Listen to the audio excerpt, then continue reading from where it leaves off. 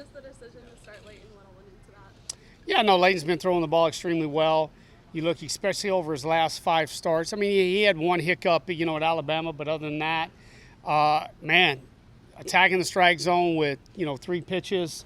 The other thing you think about, in these kind of environments is Leighton closed out a regional for us last year, also started a game. Just that experience of a guy getting you out there and getting you off to a good start. I think, all those things were things we were looking at. How important was last year's super regional experience for this team heading into this region this year? Yeah, I think, especially the guys that were on the team last year, Kobe, Slate, Leighton, Colton Smith, Zach Harris, all those guys through. I mean, there's others as well. But, I mean, Henry Hunter. I think it's just good for we've got some guys who don't have any postseason experience that'll play tomorrow, Robbie Burnett, Zabo, those guys. And so they're able to draw on it, give the guys kind of what they're, going to expect. The crowd, just, the intensity. I think the other big thing is, as I talk to a lot of teams about, the board's clean, right? I mean, just understanding that records don't matter, who you're playing doesn't matter. Everybody's going to come out and they've got a fresh start, so you're going to get everybody's best effort. Getting back to Leighton, you mentioned he started that game against Army last year, and you don't get this time. You don't have many. Don't always have a lot of guys who have had that kind of a starting experience in the game. You just kind of elaborate on that just a little bit more, what you saw from that game and how that can. I know it's a year ago, but just the way he kind of handled himself. Yeah, I mean, you go back, and it's kind of crazy. He actually didn't throw the ball extremely well in that game, and we got him. But then he came back and closed out the game against Georgia Tech, and then we started him against NC State in the Super Regional. And, you look at it, I thought he settled down. I thought, Leighton's such a competitor that, that game against Army, I think he was just trying to be too good, right? And it got with him. And so now I think he understands the process. And like I say, man, anytime you can get a guy to go out with some experience and just have that calm, presence out there, I think it does great things for the rest of the team as well. I'll ask you about Robbie for the past couple of weeks. Sure.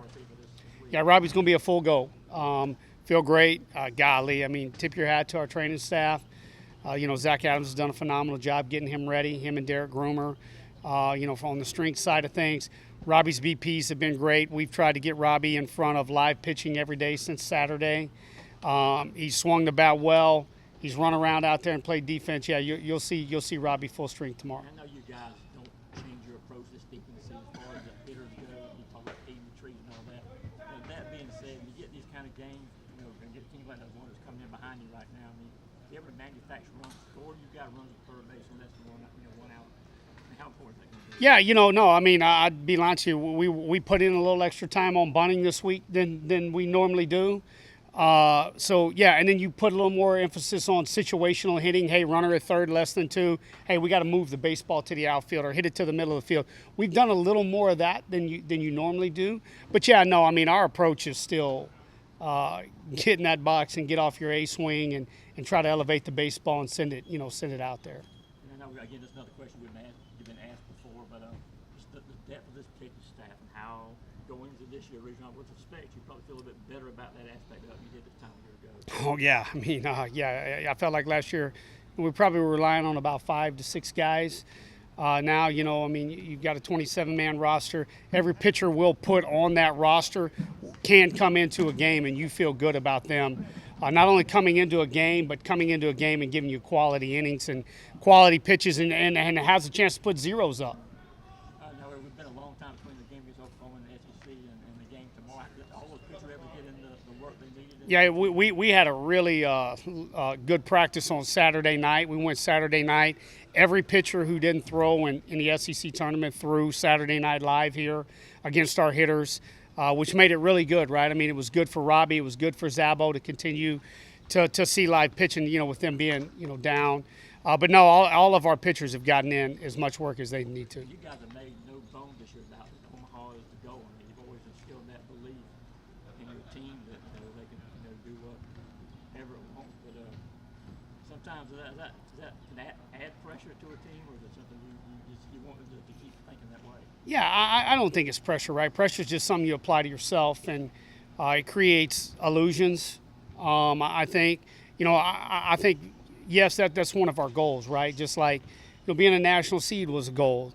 You want to have a chance to play at home. Doesn't guarantee you're gonna get to Omaha. Doesn't guarantee you're gonna win regionals or super regionals.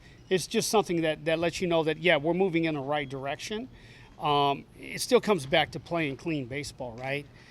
Not giving the other team freebies, not chasing, not doing things on the base pass that give them free outs. So when you look at it, it's like, yes, those are your goals, but then your practice and your preparation should lead to hopefully you achieving those goals, right? So at the end of the day, yes, but it's still going to come down to us playing clean baseball. About Army, they gave y'all a really good game that first one last year. They kind of, the guys who were here on the team last year, kind of a lesson to not overlook a team like Binghamton. Oh, absolutely. I mean, it's like I've told our guys. I mean, you look at them. They're going to throw a power arm at us tomorrow. The young man's going to be 92, 94 with a good slider. They got 70 homers, and they don't play in a small ballpark. So it's not like they've just been playing at a small ballpark where the wind's blowing out. I mean, they've got real power. They play a really solid defense. They play on turf as well. So I've told our guys just the opposite. Like, hey, it's Friday night in our league. It's a Friday night SEC game tomorrow night.